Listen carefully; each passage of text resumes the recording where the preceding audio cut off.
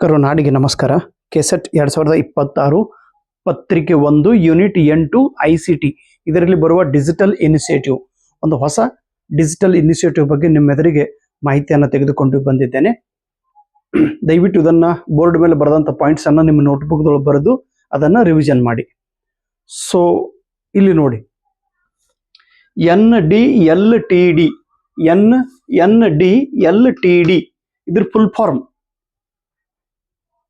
Full form ಕೇಳುತ್ತಾರೆ. ಈ ಸಂಸ್ಥೆ ಯಾರು ಪ್ರಾರಂಭಿಸಿದ್ದಾರೆ, ಇದು ಎಲ್ಲಿ ಪ್ರಾರಂಭ ಮಾಡಲಾಗಿದೆ, ಇದರ ಕೆಲಸ ಏನು ಅನ್ನೋ ಪ್ರಶ್ನೆ ನಿಮಗೆ ಕೇಳುತ್ತಾರೆ. NDLTD, ಎನ್ ಅಂದ್ರೆ ನೆಟ್ವರ್ಕ್ಡ್ ಡಿಜಿಟಲ್ ಲೈಬ್ರರಿ ನೆನಪಿಡ್ರಿ, digital library of thesis and dissertation. Thesis ಮತ್ತು ಡಿಸರ್ಟೇಷನ್ ಇವುಗಳ ಸಂಗ್ರಹ ಮಾಡುವ ಡಿಜಿಟಲ್ ಲೈಬ್ರರಿ ಇದು ಒಂದು ನೆಟ್ವರ್ಕ್ ಇದೆ. ಎದರದ್ದು ನೆಟ್ವರ್ಕ್ ರೀ? ಥೇಸಿಸ್ ಅಂದ್ರೆ ಏನ್ PhD ಥೇಸಿಸ್ ಅದಾವ ನೋಡ್ರಿ, ಥೇಸಿಸ್ ಅಂತ ಹೇಳಿ ಕರಿತೀವಿ. PhD ಥೇಸಿಸ್ ಪ್ರಬಂಧಗಳು ಮತ್ತು ವಿಶ್ವವಿದ್ಯಾಲಯದಲ್ಲಿ ವಿದ್ಯಾರ್ಥಿಗಳು ಮಾಡಿದ ಶೋಧ ನಿಬಂಧಗಳು ಮತ್ತು ಪ್ರಬಂಧಗಳ ಒಂದು ಸಂಗ್ರಹ ಮಾಡಿ ಇಟ್ಟು, ಆ ಸಂಗ್ರಹ ಮಾಡಿ ಇಟ್ಟಂತ ಥೇಸಿಸ್ ಮತ್ತು ಡಿಸರ್ಟೇಷನ್ಸ್ಗಳನ್ನ ಇನ್ನೊಬ್ಬ ವಿದ್ಯಾರ್ಥಿಗಳಿಗೆ ಮಾರ್ಗದರ್ಶನ ಆಗಬೇಕು. ಈ ಥೇಸಿಸ್ ಹೇಗೆ ಬರೆದಿದ್ದಾರೆ, ಇದರಲ್ಲಿ ಏನಿದೆ, ಯಾವ ರೀತಿ ಬರೆದಿದ್ದಾರೆ, ಯಾವ ವಿಷಯ ಇದೆ, ಇದರ ಸ್ಟೆಪ್ಸ್ ಏನು, ಇದರ ಕಲೆಕ್ಷನ್ ಹೇಗಿದ್ದಾರೆ, ಲ್ಯಾಂಗ್ವೇಜ್ ಹೇಗೆ ಬಳಸಿದ್ದಾರೆ, ಕಂಟೆಂಟ್ ಒಳಗೆ ಏನಿದೆ, ಕನ್ಕ್ಲೂಷನ್ ಏನಿದೆ, ಆ ವಿಷಯವನ್ನು ಅರ್ಥ ಮಾಡಿಕೊಳ್ಳುವ ಸಲುವಾಗಿ ಉಳಿದ ವಿದ್ಯಾರ್ಥಿಗಳಿಗೆ ಸಹಾಯ ಆಗಬೇಕು ಅನ್ನೋ ಉದ್ದೇಶದಿಂದ ಇದು ಸಂಗ್ರಹ ಮಾಡಿ ಇಡುತ್ತಾರೆ. Network digital library of thesis and dissertation ಇದು ಒಂದು ಅಂತಾರಾಷ್ಟ್ರೀಯ ಸಂಘಟನೆ ಇದೆ. It is not in India, ಇದು ಭಾರತದಲ್ಲ, ಇದು ಅಂತಾರಾಷ್ಟ್ರೀಯ ಸಂಘಟನೆ ಇದೆ. ಇದು ಅಮೆರಿಕ ದೇಶದಲ್ಲಿ ಇದೆ. ಅಮೆರಿಕ ದೇಶದಲ್ಲಿ 1996ರಂದು ಇದನ್ನ ಅಮೆರಿಕದಲ್ಲಿ ಸ್ಥಾಪಿಸಲಾಗಿದೆ ಈ ಸಂಸ್ಥೆಯನ್ನ.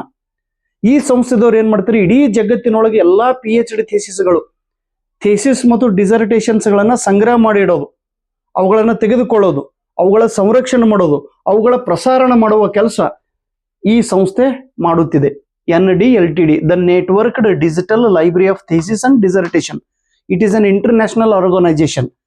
ಅಡಾಪ್ಟೇಷನ್ ಅಲ್ಲಿಂದ ತೆಗೆದುಕೊಳ್ಳೋದು, ಕ್ರಿಯೇಷನ್ ತಯಾರು ಮಾಡೋದು, ನಿರ್ಮಿತಿ ಮಾಡೋದು, ಇದನ್ನು ಹೇಗೆ ಯೂಸ್ ಮಾಡೋದು, ಇದನ್ನ ಪ್ರಸಾರಣ ಹೇಗೆ ಮಾಡೋದು, ಇದನ್ನ ಸಂರಕ್ಷಣೆ ಮಾಡಿ ಇಡೋದು, ಇಲೆಕ್ಟ್ರಾನಿಕ್ ಥೇಸಿಸ್ ಅಂಡ್ ಡಿಸರ್ಟೇಷನ್ಸ್, ಇಲೆಕ್ಟ್ರಾನಿಕ್ ಮಾಧ್ಯಮದಲ್ಲಿ ಈ ಥೇಸಿಸ್ಗಳನ್ನ ಸಂರಕ್ಷಣೆ ಮಾಡಿ ಇಡುವ ಕೆಲಸ ಈ ಸಂಸ್ಥೆ ಮಾಡುತ್ತಿದೆ. Sharing of knowledge world wide. ಈಗ ಮೊನ್ನೆ ನಾನು ಸನ್ಮಾನ್ಯ ಸುಧಾಮೂರ್ತಿ ಅವ್ರ ಮೇಲೆ ಮಾಡಿದ್ದು ಒಂದು PhD ಥೇಸಿಸ್. ಈ ಥೇಸಿಸ್ಸು ಆಲ್ರೆಡಿ ನಮ್ಮ UGCದೊಳಗೆ ಒಂದು ಡಿಜಿಟಲ್ ಲೈಬ್ರರಿಯಲ್ಲಿ ಸಂಗ್ರಹ ಆಗಿ ಇಟ್ಟಿರ್ತಾರೆ.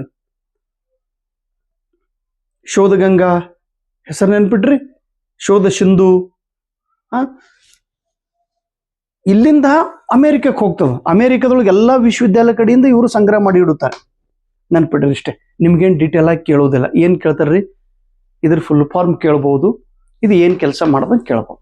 ಇನ್ನು ನೆಕ್ಸ್ಟ್ ಉಮಂಗ್ ಅಂತ ಒಂದು ಹಿಂದಿ ಪದ. ಉಮಂಗ್ ಅಂದ್ರೆ ಉತ್ಸಾಹ, full high happiness.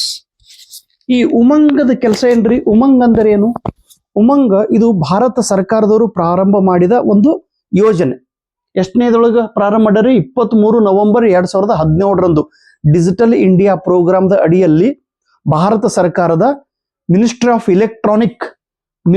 Electronic and information technology, Bharat ಸರ್ಕಾರದ ಒಂದು ವಿಭಾಗ ಅದ್ರಿ. ಇದು ಒಂದು ಮಿನಿಸ್ಟ್ರಿ ಐತಿ, ministry of electronic and information technology. ಇವರ ಒಂದು ಅಡಿಯಲ್ಲಿ, ಡಿಜಿಟಲ್ ಇಂಡಿಯಾ ಪ್ರೋಗ್ರಾಮ್ದ ಅಡಿಯಲ್ಲಿ ಈ ಒಂದು ಯೋಜನೆಯನ್ನು ಪ್ರಾರಂಭ ಮಾಡಿದ್ದಾರೆ. ಈ ಯೋಜನೆದ ಬೆನಿಫಿಟ್ ಯಾರಿಗ್ರಿ?